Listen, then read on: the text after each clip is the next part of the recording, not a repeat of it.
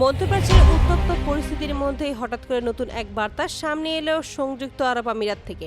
দেশটির নেতৃত্ব স্পষ্টভাবে জানিয়ে দিয়েছে তাদের মাটিতে থাকা মার্কিন সামরিক ঘাঁটি ব্যবহার করে ইরানের বিরুদ্ধে কোনো ধরনের সামরিক অভিযান চালানো যাবে না। এই ঘোষণার পর আন্তর্জাতিক মহলে শুরু হয়েছে নতুন আলোচনা। অনেকেই বলছেন এই অবস্থান হয়তো মধ্যপ্রাচ্যে চলমান সংঘাতের গতিপথেও প্রভাব ফেলতে পারে।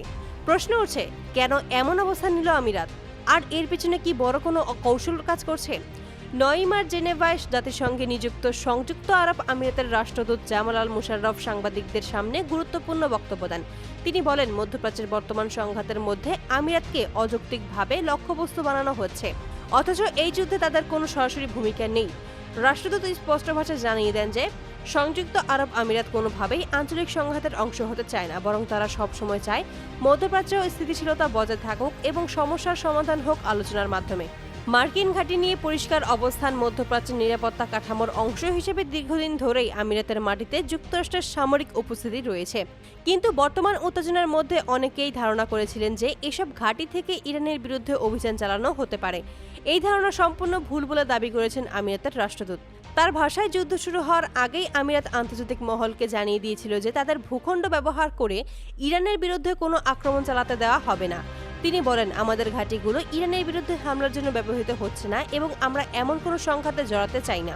এই সংঘাতের আগেই কূটনৈতিকভাবে উত্তেজনা কমানোর চেষ্টা হয়েছিল। গত ২৬শে ফেব্রুয়ারি জেনেভায় ইরানের পারমাণবিক কর্মসূচি নিয়ে যুক্তরাষ্ট্র ও ইরানের মধ্যে তৃতীয় দফা পরোক্ষ আলোচনা অনুষ্ঠিত হয়।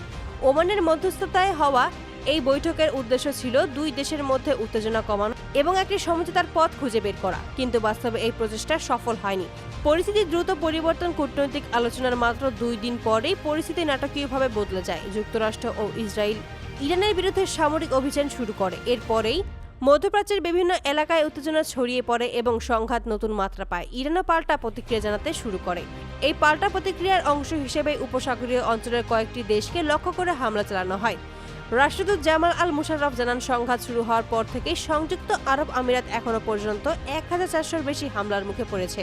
এই হামলাগুলোর মধ্যে ছিল ক্রুজ ক্ষেপণাস্ত্র, ব্যালিস্টিক ক্ষেপণাস্ত্র এবং ড্রোন আক্রমণ। তবে তিনি দাবি করেন, দেশটির প্রতিরক্ষা ব্যবস্থা এসব হামলার বেশিরভাগই প্রতিহত করতে সক্ষম হয়েছে। রাষ্ট্রদূত বলেন, কিছু হামলা সরাসরি বেসামরিক স্থাপনাগুলোকে কেন্দ্র করে চালানো হয়েছিল।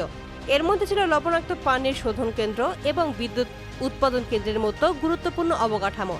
তিনি এসব ঘটনাকে অত্যন্ত উদ্বেগজনক বলে উল্লেখ করেন এবং বলেন, যেসব দেশ সরাসরি সংঘাতের অংশ নয় তাদের লক্ষ্য করে হামলা চালানো আন্তর্জাতিক আইনের পরিপন্থী। এই হামলাগুলোর কারণে সংযুক্ত আরব আমিরাতে হতাহতের ঘটনাও ঘটেছে। সরকারি তথ্য অনুযায়ী ৪ জন বেসামরিক নাগরিক নিহত হয়েছেন এবং ১১৪ জন আহত হয়েছেন। যদিও প্রতিরক্ষা ব্যবস্থা বড় ধরনের ক্ষতি ঠেকাতে পেরেছে, তবুও এই পরিস্থিতি আমিরাতের জন্য বড় ধরনের নিরাপত্তা চ্যালেঞ্জ তৈরি করেছে। এরই মধ্যে গত শনিবার ইরানের প্রেসিডেন্ট মাসুদ পেজেশকিয়ান প্রতিবেশী দেশগুলোতে হামলার ঘটনায় দুঃখ প্রকাশ করেছেন। তিনি বলেন, যুদ্ধের সময় কিছু ঘটনা অনাকাঙ্ক্ষিতভাবেই ঘটে গেছে, তবে এই ক্ষমা প্রার্থনা নিয়ে আমিরাতের পক্ষ থেকে খুব বেশি মন্তব্য করা হয়নি। রাষ্ট্রদূত শুধু বলেন, বাস্তব পরিস্থিতি স্পষ্ট, তাদের দেশ এখনো আক্রমণের মুখে রয়েছে। এই উত্তেজনাপূর্ণ পরিস্থিতির মধ্যেও সংযুক্ত আরব আমিরাত আবারও শান্তিপূর্ণ সমাধানের আহ্বান জানিয়েছেন। রাষ্ট্রদূত বলেন, যুদ্ধ নয়, কূটনৈতিক আলোচনাই এই সংকটের একমাত্র পথ। তিনি সব পক্ষকে আলোচনার টেবিলে ফিরে আসার আহ্বান জানান।